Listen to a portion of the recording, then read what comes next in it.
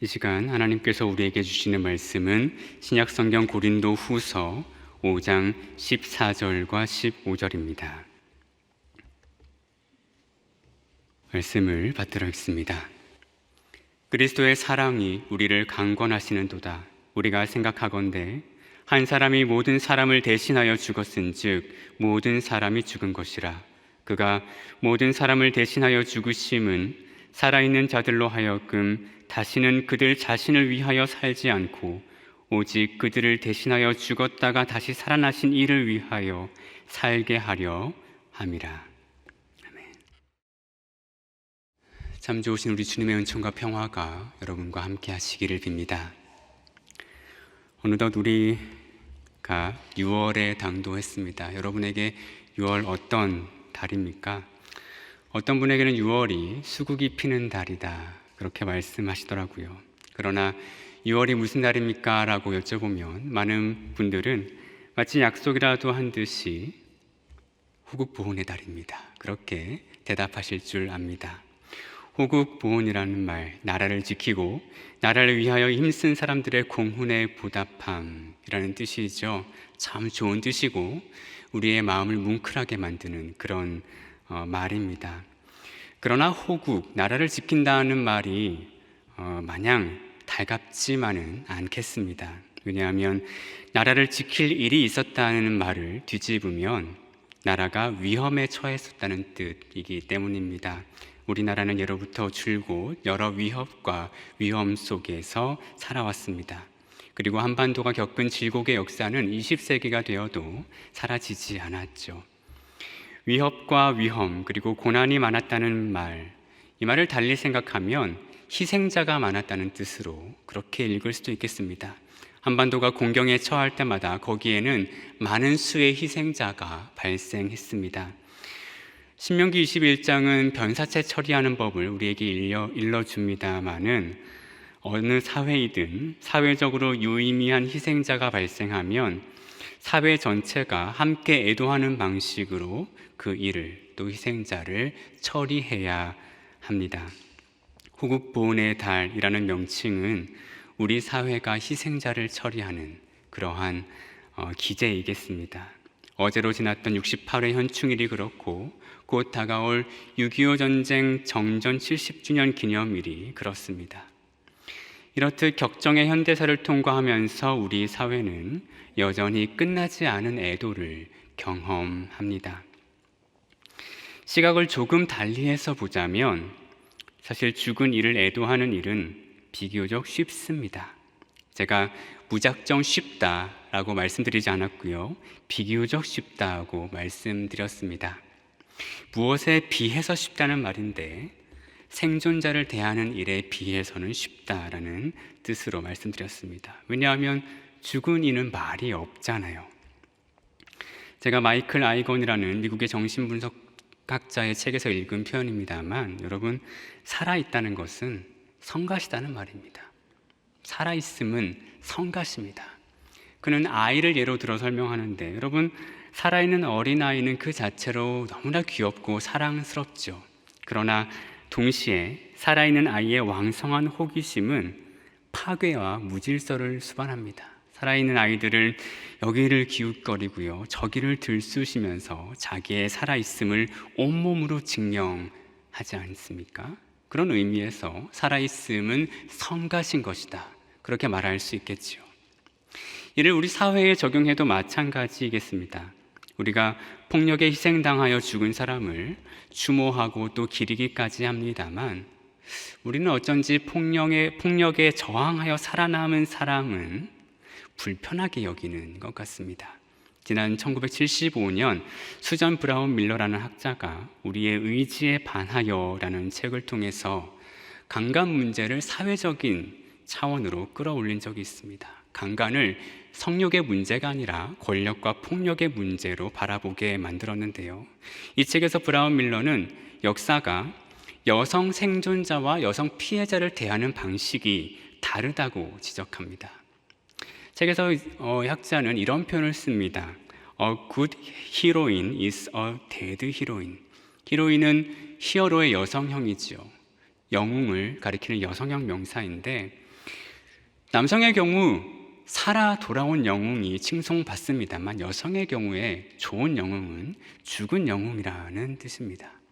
왜 그런가 하면 여성이 남성의 폭력에 저항하려면 그에 상응하는 혹은 그를 상회하는 폭력을 필요로 하지 않겠습니까? 그래서 남성의 폭력에 성공적으로 저항하여 살아남은 여성은, 그런 강인한 여성은 저항을 시도했지만 죽어버린 아름다운 여성보다 못하다는 사고가 전통적인 사회 속에 있었다는 겁니다. 왜냐하면 물리적인 저항은 남성의 특권처럼 여겨졌는데, 그래서 그건 여성이 취해야 할 어떤 미덕이 아니었어요. 그래서 그런 폭력 속에서 저항하여 살아남은 강인한 여성을 역사는 칭송하지 않았습니다. 오히려 죽어서 돌아온 사람을 성녀로 칭송했다 이렇게 얘기를 하죠. 일례로 우리가 알고 있습니다만 전쟁 포로로 잡혀가서 겁탈을 당한 그런 여성들이 사회에 돌아오면 그들은 돌아온 그 자체로 환영받기보다는 정절을 잃었다는 이유로 배척을 당하기도 합니다. 이는 역사 속만의 이야기가 아니라 소위 일본군 위안부로 피해를 당했다가 살아남은 사람들, 그분들이 우리 사회에서 겪은 차별과 모욕 혹은 천대, 그것을 우리가 알고 있습니다. 이렇게 살아남은 피해자를 또 차별하고 모욕하고 천대하는 일은 오늘날에도 지속되는 것 같습니다. 서울대의 김승섭 교수 아시겠습니다만 사회적 요인이 사회적 약자의 건강에 미치는 영향을 연구하는 보건의학자입니다. 지난 2017년에 아픔이 길이 되려면이라는 책을 통해서 세간의 이름을 알렸죠. 특히 2016년에는 단원고 학생 생존자 및 가족 대상 실태조사 연구라는 제목의 보고서를 통해서 세월호에서 살아남은 그 생존자의 현실을 드러낸 적도 있습니다. 그리고 작년에는 미래의 피해자들은 이겼다라는 책을 통해서 이번에는 천안함 피격 사건의 생존자, 그들의 목소리를 우리에게 들려줍니다. 이 천안함 사건 그리고 세월호 사건은 2010년대에 일어난 대표적인 우리 시대의 참극이죠. 김 교수가 보기에 두 사건에는 공통점이 있는데요. 첫 번째 공통점은 이렇습니다. 그대로 옮겨서 읽어보면 트라우마 생존자를 대하는 한국 사회의 폭력적인 태도가 고스란히 드러난 사건이다. 그리고 그는 언론과 국가의 태도를 지적합니다. 또 두 번째 공통점은 상대 진영이라 여겨지는 피해자의 고통을 조롱하는 진영 논리의 폭력성과 편향적인 사고가 만연했던 사건이다. 이렇게 말을 하죠. 일례로 그 두 사건은 그 사건의 진실 유무 혹은 사건의 피해 유무와 상관없이 그 사건을 정치적인 논리로, 정치적인 진영 논리로 갖다 갈라쳐서 우리 사회가 이해하고 또 소비해왔음을 우리가 잘 알고 있습니다. 세월호 사건 때도 마찬가지였습니다만 천안함 사건이 발생했을 때 우리 사회는 사건의 생존자에는 크게 관심을 두지 않았습니다. 언론은 사건의 발생 이유, 또 사건과 관련된 대북 정책, 안보 및 외교 정세에 관한 글들은 쏟아냈지만, 그러나 참사에서 살아남은 생존 장병 58명에 관해서는 침묵에 가깝도록 적게 언급했습니다. 생존 장병들은 군대 안에서 그리고 사회 속에서 폐잔병으로 간주되면서 차가운 시선을 견뎌야 했습니다. 지금도 그렇지 않겠습니까? 우리가 천안함 생존 장병들의 고통을 이야기하거나 세월호 생존자의 아픔을 거론이라도 하면 사람들은 여러 가지 말로 일축해버립니다. 언제적 이야기를 꺼내느냐 이렇게 말하기도 하고요. 그 사건을 언급하는 것 보니 너는 저쪽 편이구나 라는 정치적인 진영 논리로 되받아치기도 합니다. 왜냐하면 아까도 말씀드렸습니다만 살아있다는 것은 성가시이기 때문입니다. 살아있다는 것은 성가시입니다. 미국의 작가인 데어라 혼이라는 사람이 2021년에 저술을 하고 한국어로는 2달 전에 번역된 책이 있습니다. 영어 제목으로는 People Love Dead Jew라고 하고, 한국어로는 사람들은 죽은 유대인을 사랑한다라는 제목의 책입니다. 오늘 설교의 제목은 이 책의 제목에서 차용했습니다. 책에서 저자는 그가 속한 사회가 죽은 유대인과 살아있는 유대인을 대하는 상반적인 태도를 지적합니다. 우리가 알다시피 20세기 유대인은 홀로코스트로 약 600만 명의 희생자를 내죠. 많은 양의 글과 영화, 그러한 매체들이 그 사건을 기록했고요. 또 많은 장소, 박물관이라든지 추모관이 그 사건을 기리고 있습니다. 그 중에서 저자는 2018년에 안네 프랑크의 집에서 일어난 사건을 들려주는데요. 아시다시피 안네 프랑크는 안네의 일기로 우리에게 잘 알려진 사람이죠. 그 집안의 조그마한 공간에서 가족과 함께 2년여를 생존하다가 발각되어 죽임을 당한 사람입니다. 네덜란드 암스테르담에 있는 그의 집은 이제는 관광지가 되었고, 많은 사람이 그 장소를 찾으며 안네 프랑크와 또 유대인 피해자들을 추모하는데요. 그런데 어느 날 그 박물관에서 일하던 유대인 남성이 그 머리에 야물커를 쓰고자 합니다. 야물커는 키파라고도 하는데, 유대인 성인 남성이 정수리 부분에 쓰는 챙이 없는 작은 모자를 말합니다. 그것으로 유대인들은 자기의 정체성을 드러낼 수 있는데요. 그 모자를 쓰려고 하니 그 박물관의 상사가 그에게 말합니다. 그 모자 쓰는 건 좋은데 숨겨서 쓰라고. 야구 모자 같은데 숨겼으면 좋겠다, 이렇게 말을 합니다. 물론 여러 공방 끝에 박물관은 뜻을 굽혔고 그에게 키파 쓰는 것을 허용했습니다만, 그 간단한 일을 허용하는 데 넉 달이 걸렸다고 하지요. 이 작가가 보기에 죽은 유대인을 추모하는 공간에서 살아있는 유대인이 자기 정체성을 드러내지 못했다. 이 사건은 매우 의미심장하게 다가온 것이죠.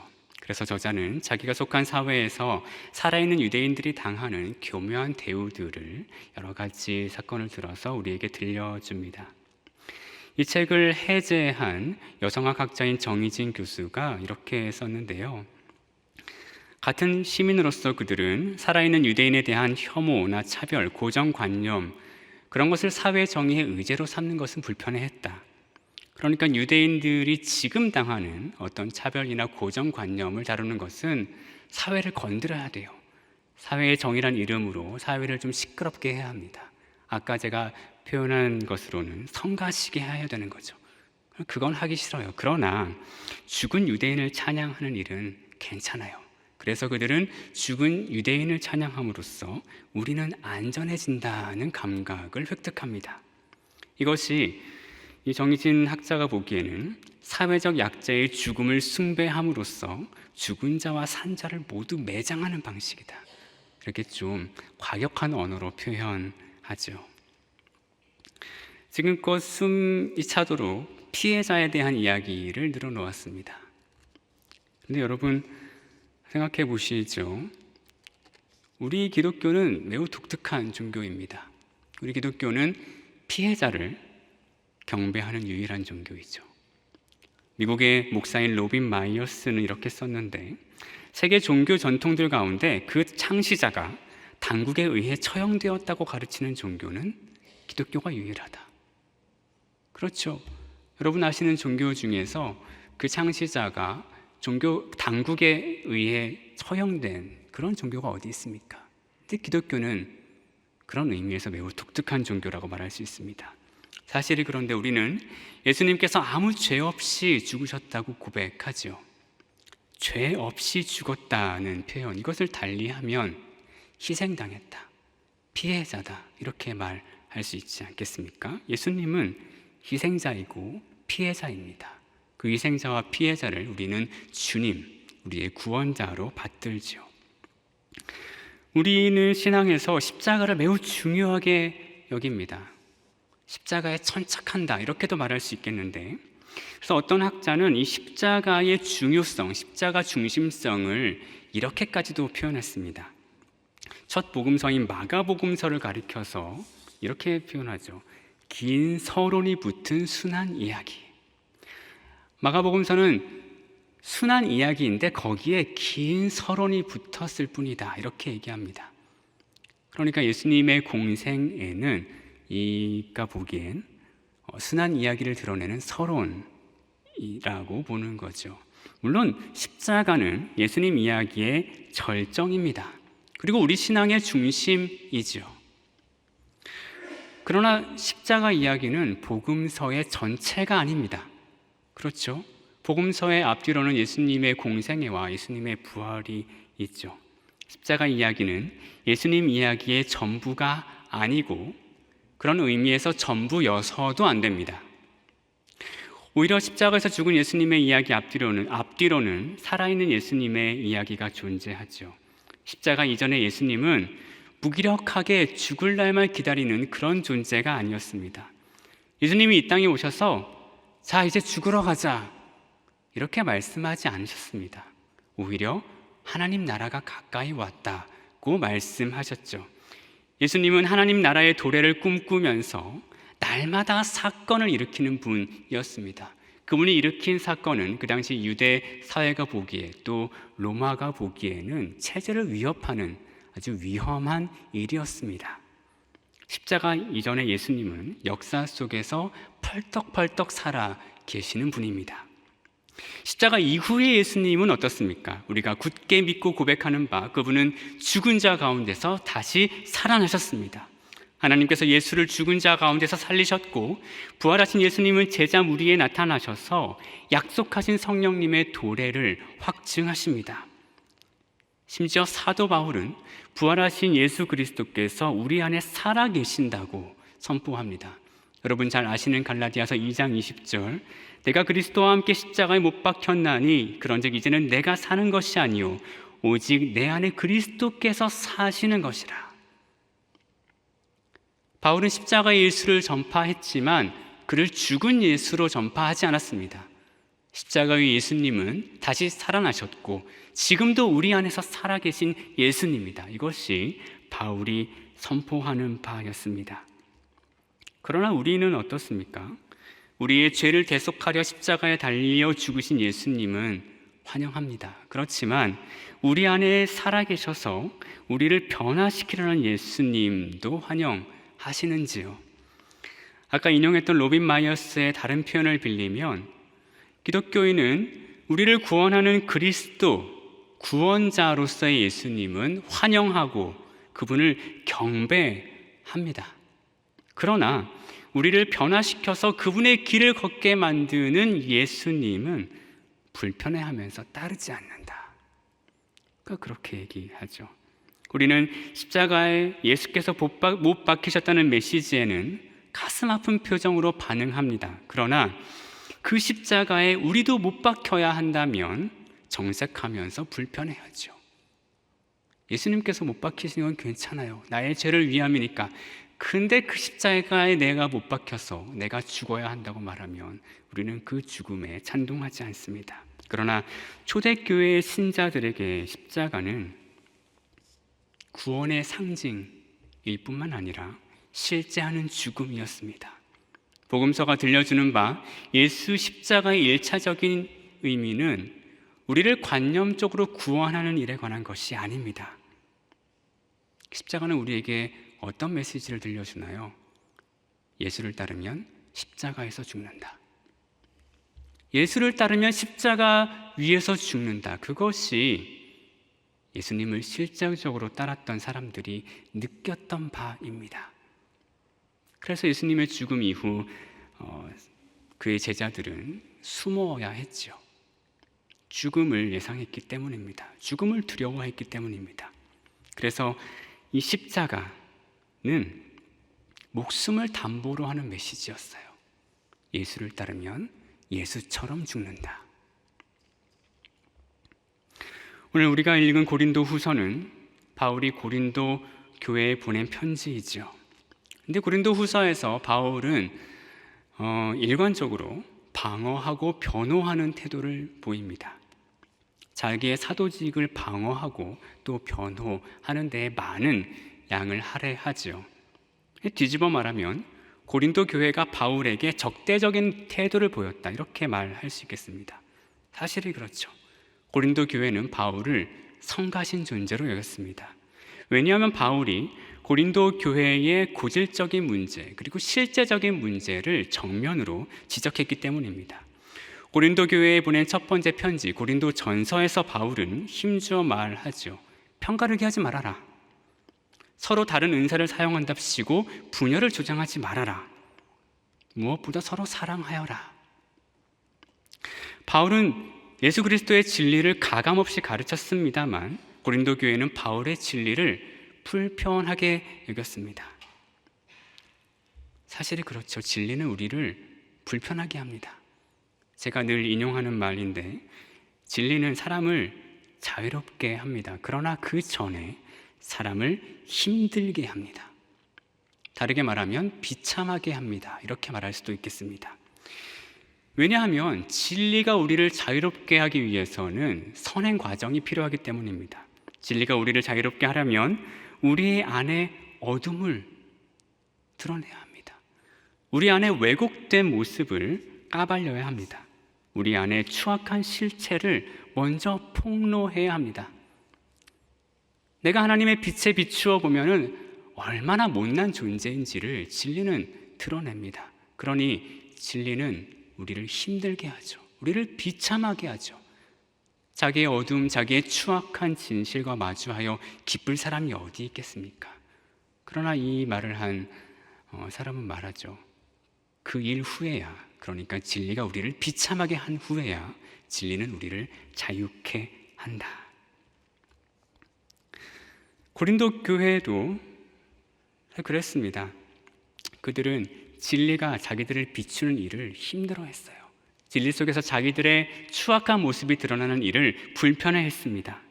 바울은 고린도 교회의 진리를 선포하고 변화를 촉구했지만 그런 바울을 고린도 교회는 매우 성가신 존재로 치부했습니다.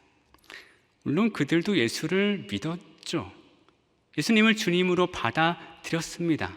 그들도 십자가 신앙을 고백했을 겁니다. 그러나 그들은 거부했습니다.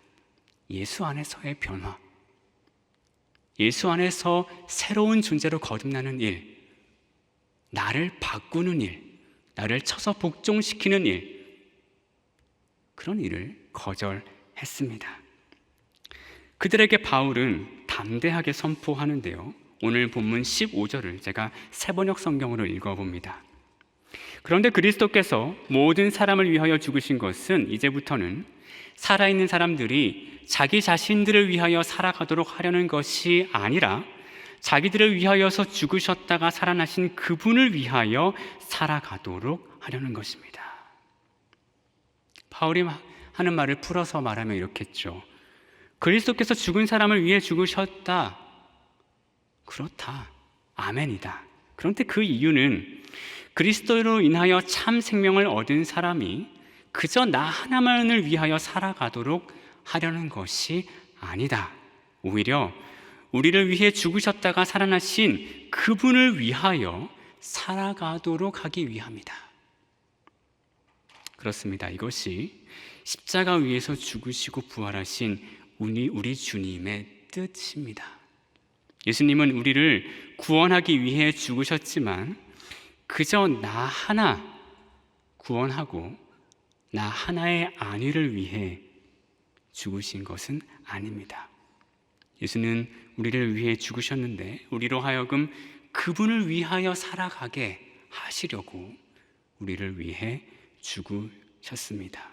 그리고 살아나셔서 오늘도 우리와 함께 하십니다. 십자가 위에 예수님을 경배하는 일은 귀하죠. 귀합니다. 그러나 그것이 끝이라면, 그리고 그것이 전부라면 우리는 예수님의 의도를 의도적으로 묵살하는 꼴이 되겠습니다. 설교를 맺으며 저와 여러분에게 묻고자 합니다. 우리는 어떤 예수님을 사랑합니까? 우리가 사랑하는 예수님은 혹시 죽은 예수님이 아닙니까? 죽어서 나의 사후 구원을 보장하는 보험과 같은 예수님. 죽은 채로 남아서 우리의 말과 정신과 행동과 태도를 한치도 바꾸지 못하는 무기력한 예수님, 그러나 혹은 그렇기에 매우 안전한 예수님, 우리를 성가시게 하지 않는 예수님, 혹시 우리가 사랑하는 예수님은 죽은 예수님은 아닌가요? 과연 우리는 살아있는 예수님을 사랑합니까?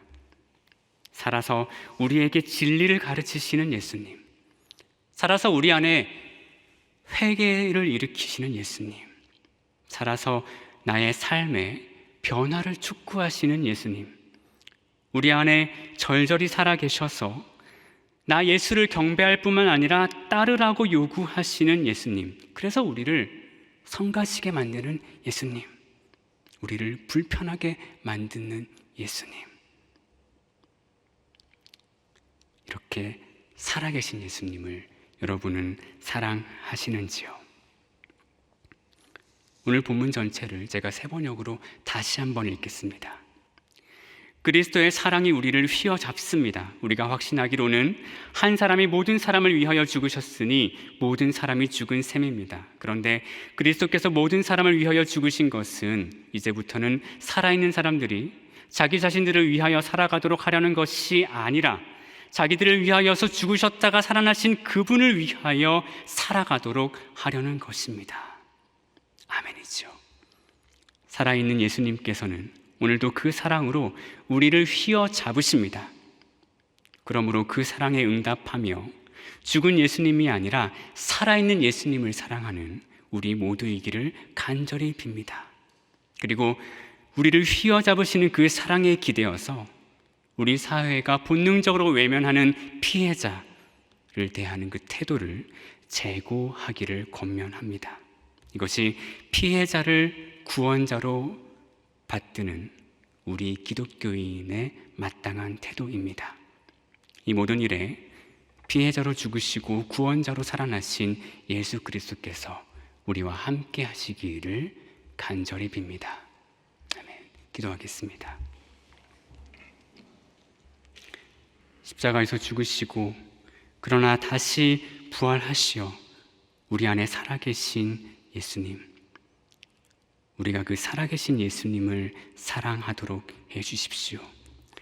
우리가 편하게 생각했던, 우리가 향유하려 했던 죽은 예수님은 우리 안에서 걷어주시고 이제는 살아계셔서 우리 안에 역사하시는 성령님과 함께 동행하는 예수 따르는 이로 우리를 삼아 주십시오. 이 일에 우리의 삶을 드릴 때 그 속에서 참 진리와 참 행복을 발견함을 우리가 굳게 믿습니다. 이 일에 우리를 인도하시고 우리와 함께 하여 주십시오. 예수 그리스도의 이름으로 간절히 기도합니다.